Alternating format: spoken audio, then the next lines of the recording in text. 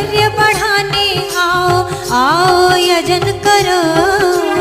ओ बहनों माताओं आओ आओ यजन करो।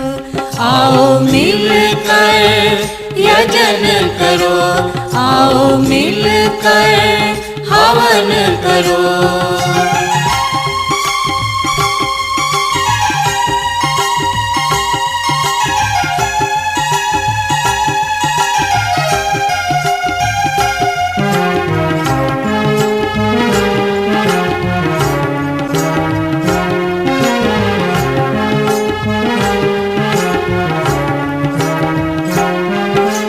यज्ञ पुरुष से ही